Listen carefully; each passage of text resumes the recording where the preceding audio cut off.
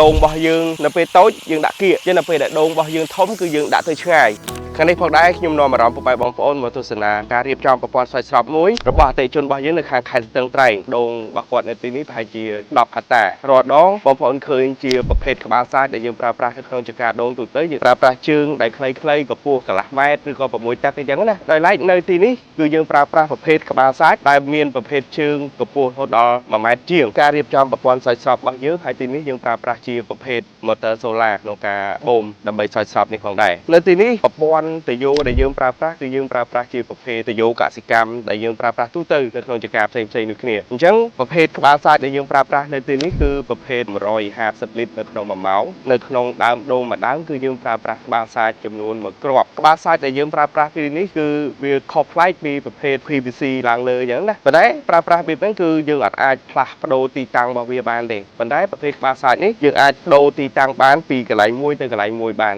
អញ្ចឹងវាមានភាពងាយស្រួលជាងដែលបងប្អូនប្រើប្រាស់កប់ទៅក្នុងដីហើយយើងមិនអាចចង់ស្រោចនៅខាងឆ្វេងឬក៏ខាងស្ដាំឬក៏ចង់ដាក់កន្លែងណាគឺយើងអាចផ្លាស់ប្ដូរទីតាំងវាបានទេអញ្ចឹងខ្ញុំទៅបង្ហាញបងប្អូននៅកាន់តែគៀកជាមួយនឹងក្បាលសាច់របស់យើងកម្ពស់គឺ1 ម៉ែត្រដែរពីដីអញ្ចឹងវាងាយស្រួលក្នុងថានៅពេលដែលដងរបស់យើងពីតូចដល់ធំនៅពេលតូចយើងដាក់គៀកចឹងនៅពេលដែលដងរបស់យើងធំគឺយើងដាក់ទៅឆ្ងាយអញ្ចឹងយើងអាចដកពីដីមកអញ្ចឹងកន្លែងនេះគឺជាទយោដែលយើងភ្ជាប់ពីទយោ